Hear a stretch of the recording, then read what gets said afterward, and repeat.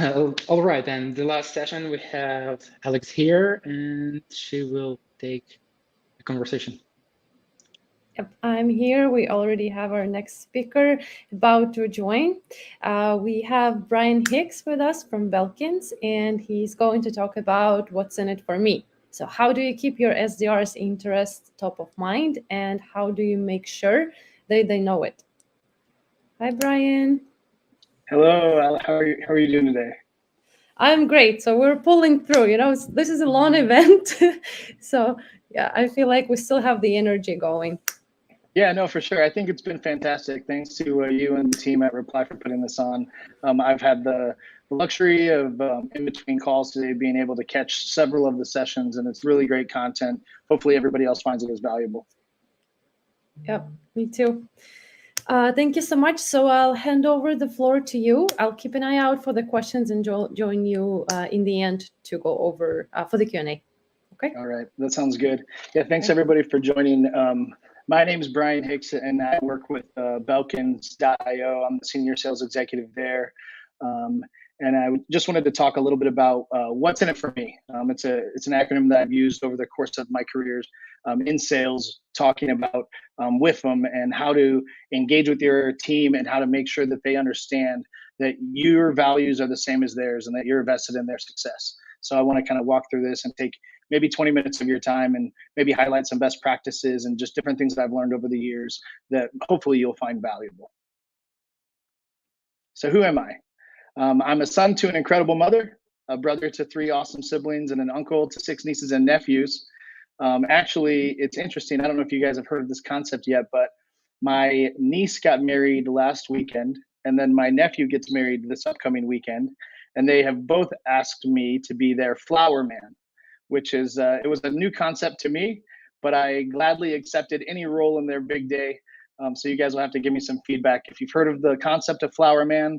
If you haven't, Google it, look it up. There's some really, really funny videos of people that have enlisted the help of, somebody in the family that's a large, older man, older guy, and had him go down the aisle with a basket of flowers, or in my case, a fanny pack.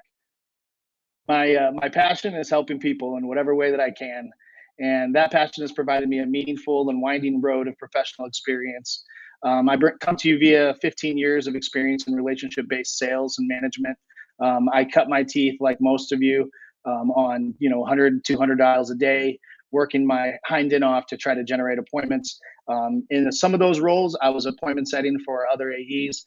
In some of them, I was actually setting my own appointments as a hunter and taking those prospects through the entire life cycle of the sales process, through the entire sales journey. So I have a good amount of experience that I hope I can shine some light on some areas that you might find valuable today. I've successfully recruited, trained, enabled, and managed and integrated solutions with teams and partners at the startup level all the way up to Fortune 100. So larger enterprise. I carried a bag for a while as a field sales rep for some larger cybersecurity businesses as well. So hopefully we can dive into some of that and see exactly where we align. One of my favorite quotes, and you guys have probably seen this, is from Zig Ziglar. He said, I was at a conference in early 2000, late 2010. He was actually at where he said, people don't care how much you know until they know how much you care. And that's something that's always stuck with me. All things being equal, I think people want to do business with their friends. I think if you think about it from a lead source standpoint, even referral leads that come in via referral versus outbound or versus inbound have the highest likelihood of transacting. They have the shortest sales cycle. They have a good amount of stickiness because they're coming to you based on the word of somebody that they trust. And so all things being equal, I think people want to do business with their friends. And then I also believe that people do business with people. People work for and with people, not companies. And so that human element and your ability to kind of enhance that experience for them and the value that you can bring individually to the organization will leave them with a positive outlook every morning when they come in. It'll leave them with a positive opinion and a positive perception around the organization, and it'll help you achieve success that you want to achieve in your life as well. So the first point here I put, what are the goals of each of my reps? And obviously we all have goals in terms of quotas, and that's not necessarily the piece that I'm focusing on for this talk. But I will touch on that just because I was doing some prep for this discussion, and I leverage the Bridge Group reports. It's a company, and I have a link to their site after this presentation. But I leverage their site and their reporting that they put out. They put out a report every single year around AE and SDR metrics to help me understand the climate and the competitive nature. I've always been fascinated around the competitive nature of the SDR role and kind of what works, what doesn't, what tenure looks like. And after looking and kind of reviewing their report, I found that on average it takes around 3 months for an SDR to get to full ramp. If you get them to average tenure, that's around 18 months, which means that you only have about 15 months of full tenure at full ramp that you have in terms of the opportunity to work with them and realize the potential of that role for them. The median annual turnover of SDRs is around 20%. And in looking at that, the OTE for SDRs has been flat for about the past decade at around an average of $76,000 per year. And if you think about the concept that single family homes has increased by 62% and household income has increased by 38% in that same time period, it kind of has us scratching our heads a little bit around, maybe that's tied to why we don't have SDRs for as long as we do before they're moving on or before they're getting promoted. But instead of thinking about that aspect of it, I would encourage you all to look at your comp plans. I was recently at SaaStr convention, SaaStr annual, just at the end of September, where 5,000 business leaders that are founders in the SaaS space got together, and we kind of had we had several different roundtables of thought leadership and several different talks, and we were able to engage with each other. And I talked to somebody whose company will remain nameless for obvious reasons, and they shared with me that their comp plan that the company had put forward and that they had unrolled, the comp plan supported only 50% of their SDRs hitting quota. That once they have a 50% quota attainment, that's when the company actually realizes the most ROI. Once it starts getting into the 70 and closer to 100% of reps hitting quota, they are paying out too much in commissions to where it's not as advantageous for the business. And that was one thing that really stood out to me, even though I'm not going to focus on the quota attainment aspect of things. Obviously, everything that we do is built around metrics and it's built around KPIs. And so I would encourage you, if you don't know the basis of how your comp plan is built out and how it's structured for your team in terms of how it supports quota attainment, I would encourage you after the call to go back to the drawing board and ask some of your leaders around what the basis is around that comp and around what happens within the business if 100% of your team hits quota, because I believe that the comp model should support 100% of the members of our team hitting quota at 100% and being able to attain that OTE that we're telling them that they can. It kind of sets us up to fail if we're hiring folks and bringing them on board with the understanding that only 1 out of 2 of them are going to succeed each month. And so that was just something that I wanted to set aside and kind of make a little highlight for everyone to kind of look into. But in terms of goals, I was thinking more along the lines of what are my team's personal goals? What are their professional goals? Not necessarily just structured around a quota or structured around a KPI, but what are their goals in life? And how can I integrate those goals into their work? Obviously, everybody has different goals. When you break down all of our individual goals, some of us might have goals around certain travel. Some of us might have goals that are artistic or financial goals. At the end of the day, if you take the time to learn about the individuals that work with you and understand what really makes them tick and understand what drives them, you're going to have a much higher likelihood of being able to maintain them and to continue to work with them and grow based on understanding what their goals are within their own lives. You'll be able to break down how they could integrate those goals into the organization, regardless of what they are and regardless of whether they tie to a specific financial directive. But ultimately, your ability to express to them how you're vested in their success inside and outside the workplace will create a much more meaningful relationship that they will find more value in. in terms of their goals within, in terms of their success within the business, what can we do to make sure that each rep wins and that we ensure their success? By learning the goals of your team and the members of the team and proving to them that you support them with your actions, you're going to ensure their desire to bring their best. How do I do that? Take notes. Take copious amounts of notes. When I was starting out, and I remember taking on my first team, I had several people that were working on the team, and there are a lot of things that I were piling up in terms of tasks and things that I had to get taken care of in my role. And my ability to remember birthdays was dwindling. My ability to remember that that Sally has a sister whose name's Sarah, and her favorite thing about life is her cat, whose name's Ziggy, was really, really challenging for me. And so I learned very quickly at a pretty young age that there's no way to task your memory with being able to actually remember all of these different things about your teammates, depending on how many people that you have. And so document.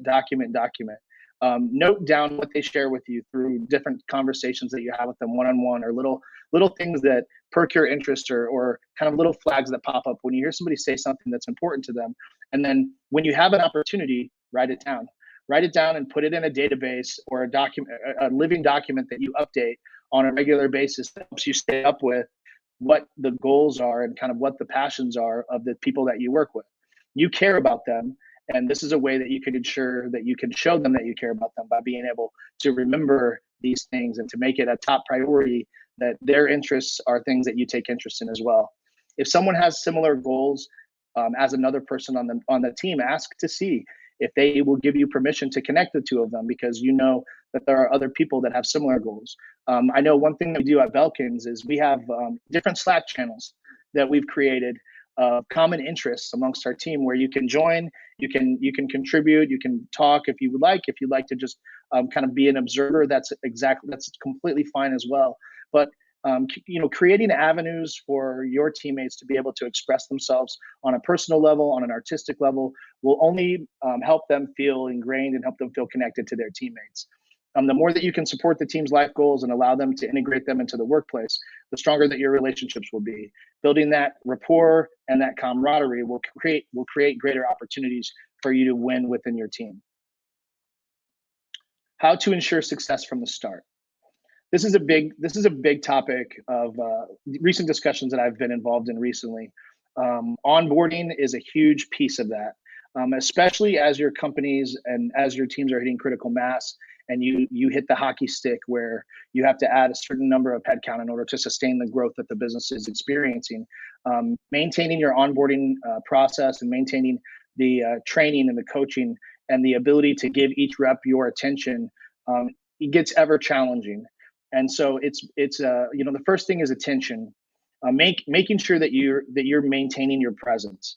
I'll never forget, I worked for a company that when we were adding teammates, because we were just kind of getting to that spot where we were hitting critical mass, and we saw the hockey stick, and it was just upward and onward, and everybody was so excited. It was this really exciting culture for the team that had already been there, that had been watching this kind of coming around the bend. So we saw it happening, we saw it coming. Everybody was excited. The atmosphere was electric, but it got to a place where our leadership, they were so spread thin, and they didn't have any more bandwidth to where they would add people. We would add members to the team, and for the next 2 weeks, you would maybe see that person or those people walking into their cubicle or walking into their room, and then on their lunch break, and then when they left. Because what they were doing is they had built out, they tried to basically document all of our training and build a wiki that they would sit you in a room for 2 weeks, have you read through the wiki that encompassed everything around our business, tons of information that you didn't even need to know. And then they would have you take a series of surveys and do a series of tests to tell them, to basically give them those green lights that you could go to the next stage of training. So they used that as a way to, I would say, maybe more so feel better about ensuring everyone's success, even though I don't think that was probably the best way to do it. I think that, you need to have a plan, of course. You have to have a plan of attack around training and around, the different milestones that you want people to hit as they are learning and as they're training. But that training has to be able to be augmented based on each individual that you're working with. Some people learn better in different settings than others. And a lot of folks can't sit in a room for 2 weeks and then come out and just be a producing member of the team from an individual contributor standpoint. And so that's something that I feel very passionately about. Understanding the attentiveness and understanding the ability of your new team member and how they learn and what's going to be best for them, and then being able to augment your process to fit what's going to help them out the best based on how they learn, is demonstrative in terms of how your organization is committed to success. If it's you have to learn it this way or the highway, it doesn't really speak to your desire to have top tier talent, and then also to stay at the cutting edge in terms of fostering an environment and fostering a culture that is conducive to having people that are passionate about being there. When it comes to training, I call it death by product, or the curse of knowledge. From the SDR standpoint, when you're bringing on new sales development reps, having them focus on product knowledge and having them focus on product training, I think is a easily missed mistake. Having them spend too much time with AEs, or having them be trained by AEs, I think it hinders them by having them focus on trying to sell the product based on features and benefits that they will learn, instead of allowing them to focus on what problem they're trying to solve. It'll take them into a deep dive, or take them deep into the weeds before they even are focused on identifying if there may be an opportunity for a disco call. Their job isn't to sell the product. So focus your training by learning so don't focus your training by learning everything or having them learn everything about the product. Their role is to really pique the interest of the prospect and intrigue them enough that they are willing to have a sales conversation. The first part of doing that is understanding if the prospect is experiencing a problem that your product solves. To do that, our rep needs to learn, they need to be spun up on the target verticals. They need to understand their personas as well, and the lingo within the industry, as well as the verbiage that's used commonly. So they need to be looking for pain and working to dig to find out if there's pain points, and then assure the prospect that they have a solution, and that there's an SME or a subject matter expert that would be happy to show them how the solution will solve that problem if they can just give us 15 to 30 minutes of their time. The prospect doesn't need to know about the product features at that time. They just need to know that there's a solution to the problem that I'm experiencing, and that there is someone who can explain it to me. And I really do believe that any other noise outside of focusing solely on pain point identification and then high-level solution around how we can fix it is just creating more noise. Any more noise other than that is just going to kill your opportunity to convert from contact to meeting, from prospect to meeting. Your ability to keep them focused on this will ensure stronger wheels up when they start executing, and it'll reduce the likelihood of the sophomore slump.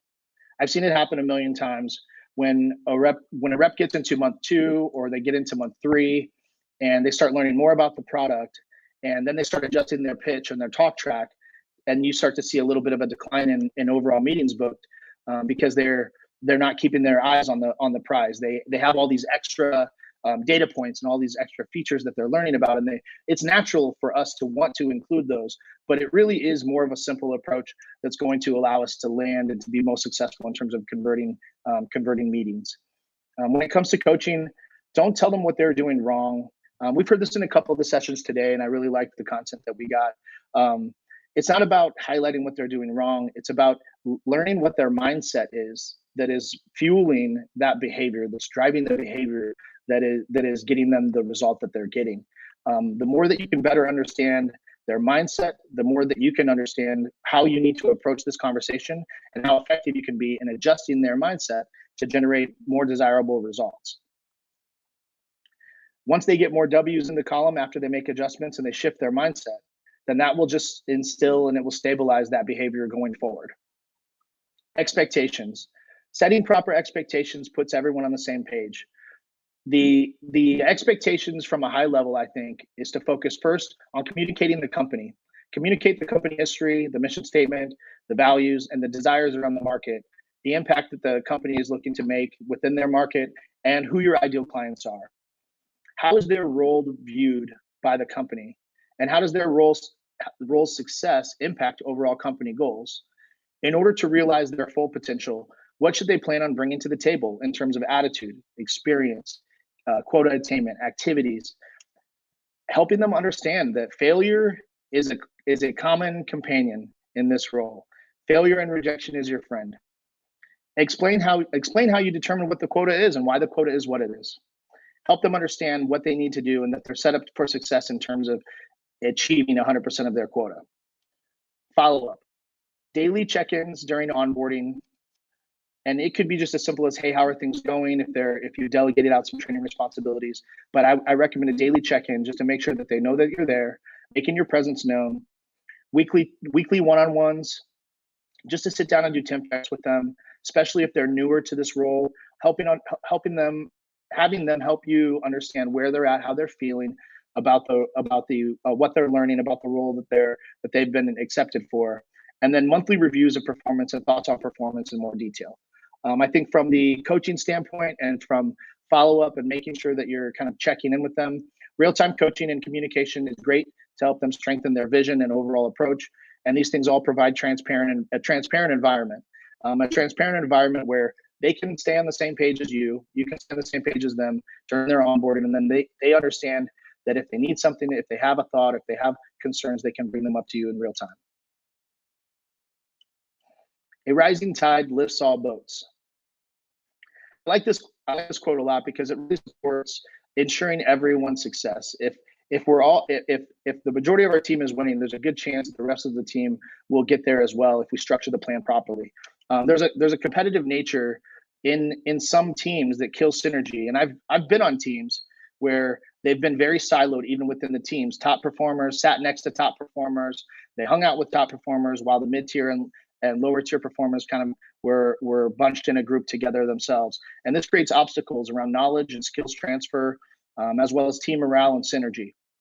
When an environment is super competitive, it's important to be intentional around utilizing your team and space to enhance performance and foster growth and knowledge transfer. If you're in office, like most of us are not, that might look like mixing up the seating arrangement and having top performers sit next to new employees or new members of the team, or folks that have been struggling to kind of grasp exactly how to generate the same result.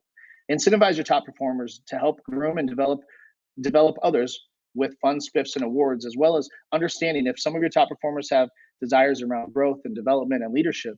This is a great segue into getting them there. Celebrating wins is a key to improve performance, and recording calls, mapping those top behaviors of the top performers to share with others what will help them paint the picture of what success looks like for them. Based on their ramp and how they are tracking towards goals, track and systemize everything. I can't tell you enough how important this is. There's a ton on your plate, and there's only one way to stay on top of all of your responsibilities while having to be present for your team and have roadmaps that lead to success for each team member. Share it with them and track their progress with them. Deadlines of achievement should be a mix of tangible, measurable goals, but not wholly focused on tests and surveys needing to be completed by a certain deadline. I like to mix in tasks, reading, and meetings with skill checks and role plays with other team members and my leadership team. Focus on what you do well and do the same with your team. When approaching something new outside the lines of what your team is used to, don't always push your team to do the market test and look to leverage your marketing team and outsource partners to do product market fit without distracting your team and sacrificing the best resources in uncharted areas. Doing this could create a huge gap in your top of funnel pipeline opportunities being created. Allow your teams to focus on driving opportunities in the areas that they are strong. Focus on their strong suits without having them spin their wheels and try to develop in an area that they may be weak. Help them strengthen the areas that they're already strong. And that way you see ROI coming from. That way they can continue to generate more ROI from that area. If you're launching a new product and you're not exactly sure how the market's going to respond, I wouldn't offer up the best resources on our team, the life's blood of our sales team, to launch that market test for you. Do as much as you can do on the front end from the marketing standpoint, and even look to partners potentially to outsource the initial prospecting to see how the market responds. There are several partners out there that you can partner with that will augment your own processes and that will take your messaging. That way you can realize what the data points speak to you about in terms of how viable that product would be for your market, so you can make adjustments before you commit your in-house team. Create vision, execute it, and you will win. Plan the work and work the plan. If you focus on leading with vision and show your team day in and day out that you're there for them and that you are invested in their success, then you will have an environment that is full of winners. Challenge them, develop them, celebrate them, hurt with them. If somebody's having a hard day, be there, be present, feel that. We are all human. Prove to them that you will be, prove to them that it will be you and them when the dust settles, that they have an advocate in you. Someone once told me that when you come to work, especially when you're new and you come to your role or you accept a new role, it's like going to the cafeteria on your first day at a new school. You feel alone. And then that feeling of when somebody at that cafeteria table at lunch looks over to you and says, hey, do you want to sit down with us? Or hey, do you want to join us? Is the same type of feeling when there's a leader or when there's another team member who really embraces the person that just got brought on and takes personal their success. So focus on making sure that they feel like they belong, that you've integrated them into your family, that you're very happy that they're here. They can count on you to be there, and that is what is in it for them. I have some useful sources here that I'm going to leave up in terms of books that I've followed recently. Some of the Emotional Intelligence for Leadership I read last year. Never Split the Difference is another really great book by Chris Voss that talks about negotiating skills and just tactics. It's a really great read as well. If you guys haven't heard of Chris, he was the top FBI negotiator for the United States for a period of time. He just recently retired. Talking to Strangers is a favorite of mine. And then You Can't Hurt Me by David Goggins is another one that's just about perseverance. I have here just some other sources in terms of people to follow. I have Josh Braun. A lot of you know Josh and Beck from Flip the Script. Chris is another great resource. Scott Barker, and then Trish Bertuzzi. Trish is actually the CEO of the Bridge Group, which does the reporting analytics survey that I talked about that they put out every year. They put out really great material. In terms of sites, blogs, and blogs, I have obviously Sales Hacker. Bravado is a new one not a new one. I think they're just more up and coming. That's a really great B2B sales community where you can kind of plug in and you can stay plugged in with what's happening, compare stories. It's a really awesome social platform for sales professionals. And then thebridgegroup.com for SDR and AE analytics. So this will help you stay aware of the landscape, its trend, what's happening within businesses that have teams that are similar, how they're focused, what their focuses are. And then lastly, I have a couple links here to connect with me. If you guys would like, you can scan the QR code to connect with me directly on LinkedIn. I would love to help you out in any way that I can, or just be a sounding board. I love adding more people to my professional network and staying connected to make sure that we all are rising the tide together. Thank you very much. Hey, Brian, thank you so much. That was amazing. I personally was just mesmerized, taking everything in as much as I can. And I'm not even an SDR leader. So, because I cannot even take 100% in because I don't do it on a daily basis. But even to me, it was amazing. I love it how you talk about like treating everyone, like really getting to know the person, really building the relationship with them. Like when they come to you, you treat them as a company, as a resource, and you look like when you hire someone, you look at how you can help them succeed. Opposite to looking at them just as a means to bring meetings to you, right? So right. I love this switch of approach that is happening now and that you also promoted today. I just wanted to ask maybe one quick question about, is there like a time limit for a person to be in an SDR role? So let's say when somebody starts in an SDR role, do you expect them to switch soon or at some point? How do you see this? Yeah, no, it's a good question. I think it's going to vary for each person.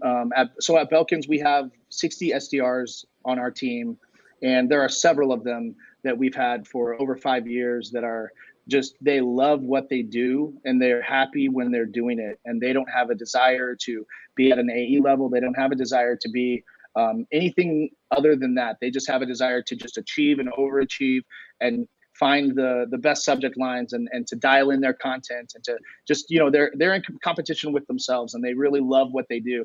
But then there are also people that, when they're looking at their career pathing and they're looking at what they want to do long-term, the SDR role is not necessarily what they want to be doing long-term, but they understand that they need to build some skills and they need to, I think also grow a tough skin by understanding what work goes into the gaining of appointments, that you can't just, in most cases, step into an AE role if you don't really understand the value of what that appointment is. And I think the SDR role and starting there is definitely what helped me appreciate the work that SDRs do. But I think, in the beginning, understanding what those goals are for them from a career path standpoint. And if they tell you, hey, my goal is, to start here, and then in a year or in 2 years, I want to be an AE, that lets you know exactly where they're at.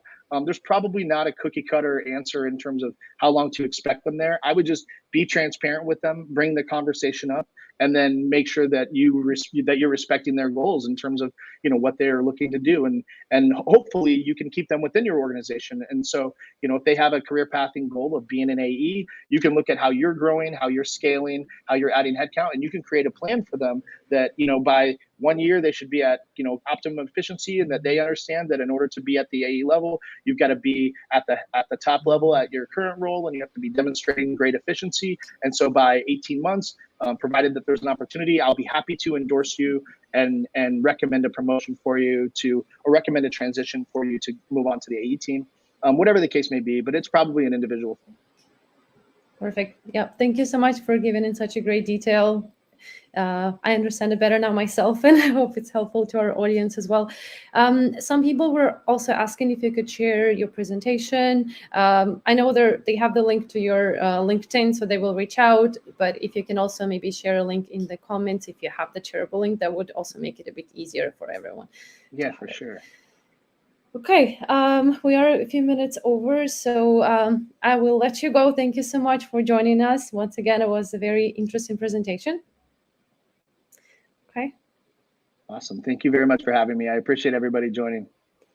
Thanks, Brian.